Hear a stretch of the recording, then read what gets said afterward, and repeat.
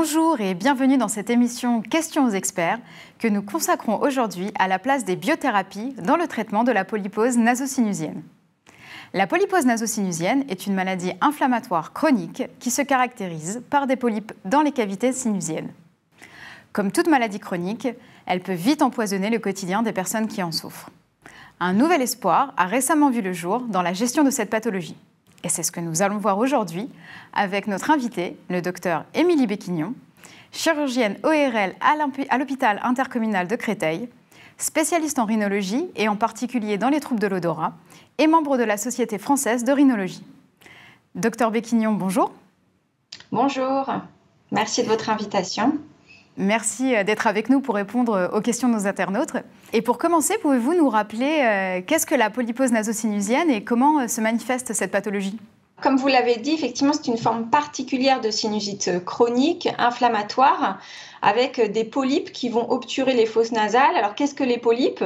Physiquement, ça ressemble à des grosses grappes de raisin blanc et ce sont des tumeurs bénignes, bien sûr, mais remplies d'œdème et surtout remplies de cellules inflammatoires et donc qui vont obturer les fosses nasales et qui vont être responsables d'une obstruction nasale, c'est les symptômes les plus fréquents, d'un écoulement nasal permanent, également des troubles de l'odorat qui peuvent être soit une hyposmie, c'est-à-dire une diminution de l'odorat, ou une anosmie complète, c'est-à-dire une perte complète de l'odorat. Et donc ces symptômes sont très invalidants. Bien sûr, ils vont avoir un retentissement sur les troubles de la concentration et même des troubles de la qualité du sommeil. Quelle est la prévalence de cette maladie en France ? En fait, finalement, c'est une maladie fréquente. Si on en parle un petit peu à notre entourage, c'est 1 à 4% de la population. Il faut imaginer que ces patients, quand même, c'est invalidant aussi sur le plan social de ne pas avoir d'odorat. Et puis, c'est comme si vous aviez un gros rhume toute l'année. Et donc, ça explique cet état de fatigue permanent entraîné par cette maladie.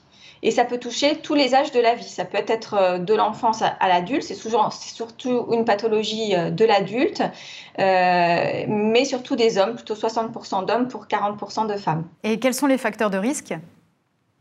Alors, les facteurs de risque, c'est une maladie particulière parce qu'on ne connaît pas encore très bien l'origine.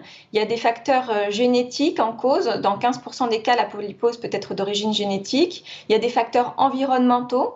L'hypothèse de l'allergie est un petit peu controversée. Il y a des facteurs fongiques, microbiens qui sont mis en cause et l'hypothèse la plus étudiée, ça serait une toxine produite par le staphylocoque doré qui pourrait entraîner une inflammation, une agression de la muqueuse du nez et qui entraînerait la formation de ces polypes. Et ce que nous savons également, c'est qu'il y a des maladies souvent associées à la polypose nasocinusienne, l'asthme par exemple, qui est présent dans 20 à 45% des cas, et également une triade qu'on appelle le syndrome de Widal, où il y a également une intolérance à l'aspirine associée. Et quel examen permet de poser le diagnostic ? Le diagnostic de polypose, finalement, il est avant tout clinique. C'est par la constatation lors d'une endoscopie. Donc, on met une petite caméra souple dans le nez et qu'on va pouvoir voir sur la vidéo la formation de ces polypes. Il y a un score attribué à la taille des polypes qui va de 0 à 4. 4, c'est lorsque les polypes vont atteindre le plancher de la fosse nasale, même peuvent sortir du nez. Et également, on peut réaliser un scanner du massif facial qui va pouvoir constater également la présence de ces polypes qui sont diffus dans toutes les cavités, à la fois des fosses nasales et des sinus. Les sinus, ce sont des cavités qui sont remplies d'air et donc qui peuvent être remplies justement de ces polypes et de manière bilatérale, à la fois la narine droite et la narine gauche. Et est-ce que c'est une maladie héréditaire ? Non, enfin, pas dans la plupart des cas, ce n'est pas une maladie héréditaire, mais on retrouve quand même, dans 15% des cas, une origine génétique avec des familles porteurs de polypose nasocinusienne. Alors j'ai eu plusieurs questions à ce sujet. Quels sont les risques de la Covid-19 avec la polypose nasale ? Alors, on ne le sait pas encore. Il n'y a pas d'études actuellement à ce jour. C'est comme je vous ai expliqué, la polypose est souvent associée à l'asthme. On a souvent cru au départ que le fait d'être un patient porteur d'un asthme pouvait être un facteur d'aggravation, le risque de développer une forme grave de Covid. Et finalement, on s'est aperçu que dans nos services de réanimation, il n'y avait pas plus de patients asthmatiques, au contraire, ils n'étaient pas là. Et donc, on se demande si le fait que dans l'asthme comme dans la polypose, le fait qu'il y ait une inflammation chronique dans les fosses nasales, dans l'arbre bronchique, finalement, ça ne protège pas de l'orage cytokinique, comme on l'appelle, où il y a cette réponse inflammatoire que va développer le corps et qui est justement responsable des formes graves du Covid. Donc finalement, on se dit que peut-être ça protège plus. Voilà. J'ai une auditrice qui me dit « J'ai 27 ans, je suis atteinte de polypose nasale. Est-ce que j'ai un risque de perte d'odorat ?» Alors, il faut bien comprendre dans cette maladie que c'est une maladie qui fluctue dans le temps. C'est-à-dire que la taille des polypes, on peut avoir un rhume banal et faire une poussée de ces polypes qui tout d'un coup vont faire qu'on va perdre complètement l'odorat et puis pas bien respirer du tout. Et puis, on va avoir des phases d'accalmie où l'odorat va revenir. Donc finalement, c'est plutôt, il faut vraiment bien comprendre que c'est une maladie qui fluctue dans le temps, avec des périodes où il y a une amélioration de l'odorat et une diminution parfois de l'odorat. Et quels sont les traitements classiquement prescrits en cas de polypose nasosinusienne ? Alors, comme vous l'avez compris, il s'agit d'une maladie chronique, on ne connaît pas bien l'origine, donc finalement ça va être une maladie qui va être, même si le traitement est bien codifié, difficile à contrôler. Donc en première intention, les recommandations s'accordent à prescrire une corticothérapie locale au long cours, donc avec un spray nasal dans le nez à base de corticoïdes locaux qui n'ont pas d'effet secondaire, et des irrigations nasales.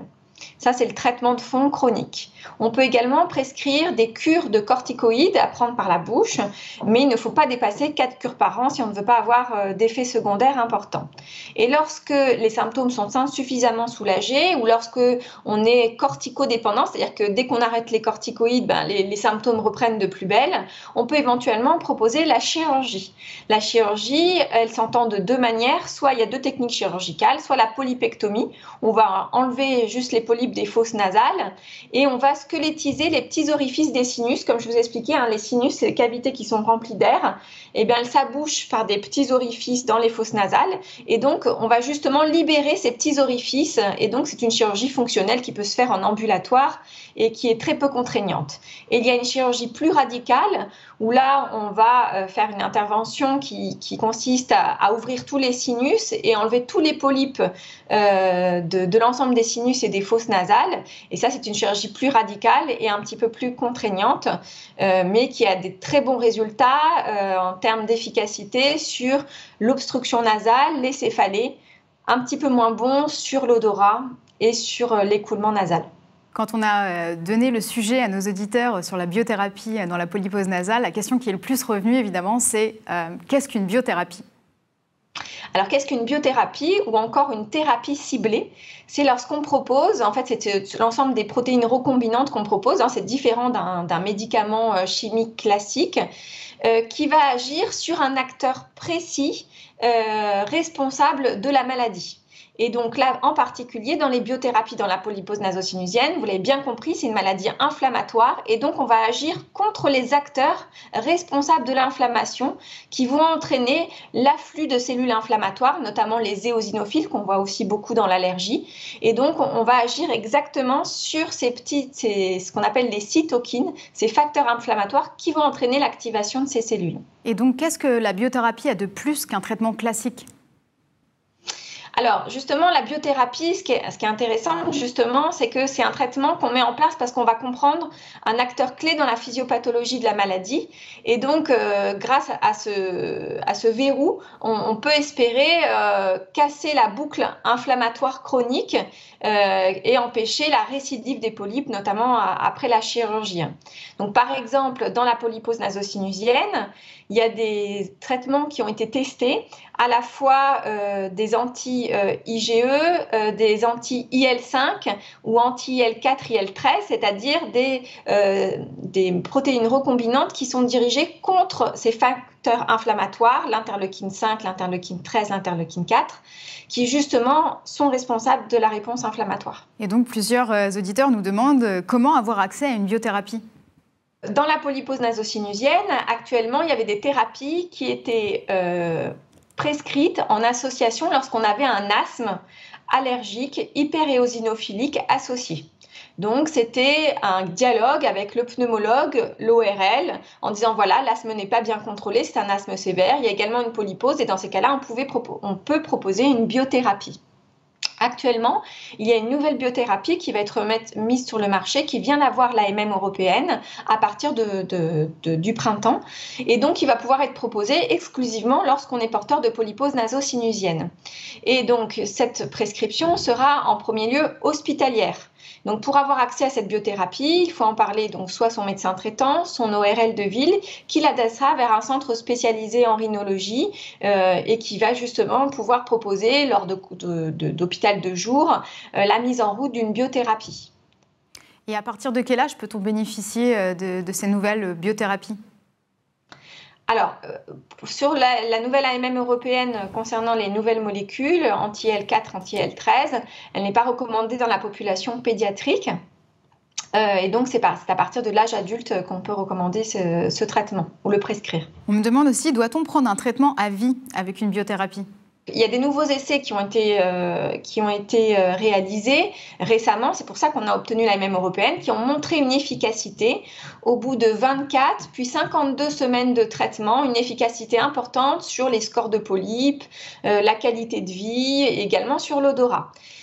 Et donc, ce traitement, les patients ont été suivis ensuite pendant plusieurs semaines et on voit quand même qu'il y a une petite réascension des scores au bout de 24 semaines, ce qui suggère quand même que ces traitements devront être pris au long cours. Mais finalement, pour l'instant, si on parle des inconnus concernant ce traitement, la durée de traitement est une inconnue, on ne sait pas encore, peut-être qu'il faudra le prendre au long cours. Cependant, il y a quand même certaines limitations à ce traitement. Pourquoi ? Parce qu'il s'agit d'une injection sous-cutanée tous les 15 jours, donc c'est une certaine contrainte. Le coût est quand même élevé de ces biothérapies. Et puis, on ne connaît pas la durée de traitement et donc prendre au long cours ces injections, c'est encore à connaître. Et puis, on ne sait pas également, dans certaines formes d'asthme, on voit des formes d'échappement thérapeutique où certains patients qui répondaient finalement ne répondent plus au traitement. Et puis, on ne connaît pas encore les facteurs de réponse, c'est-à-dire ceux à qui il faut prescrire la biothérapie, qui vont bien répondre et d'autres pour lesquels ça n'aura pas d'efficacité. Est-ce qu'il y a des risques associés à un traitement par biothérapie ? Les molécules qui vont être proposées uniquement dans la polypose naso-sinusienne, elles ont été testées en fait dans d'autres pathologies comme la dermatite atopique ou les exacerbations de bronchite chronique, BPCO. Et donc on a pu s'apercevoir que finalement les effets indésirables étaient très peu importants.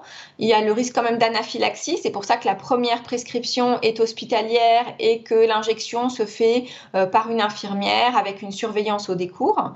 Il peut y avoir des réactions au site d'injection locale avec une douleur au point d'injection, mais finalement, c'est des effets secondaires tout à fait bénins et rares en fait. Donc, il y a très peu d'effets indésirables attendus. Donc, finalement, c'est plutôt quelque chose. Le rapport bénéfice-risque est tout à fait favorable pour cette pathologie.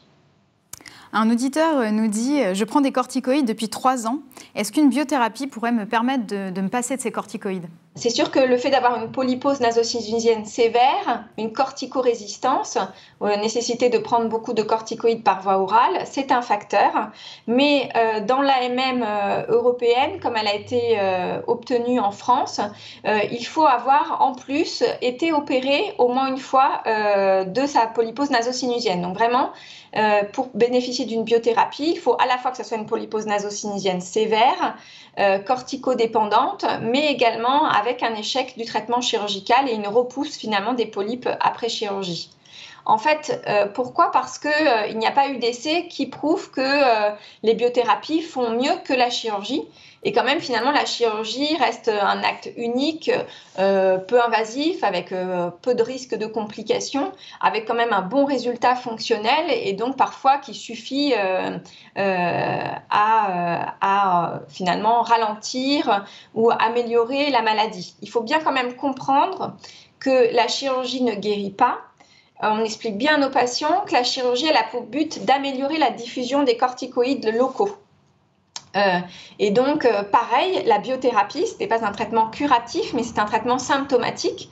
Donc, elle a permis d'améliorer les symptômes de la maladie, mais ce n'est pas pour autant qu'on va guérir complètement la maladie. C'est important à comprendre dans cette maladie chronique. J'avais d'ailleurs une question un peu précise d'une auditrice au sujet de la chirurgie qui me disait « Atteinte d'une polypose nasale de stade 2, on me propose une chirurgie. Est-ce que la biothérapie pourrait être une alternative ?»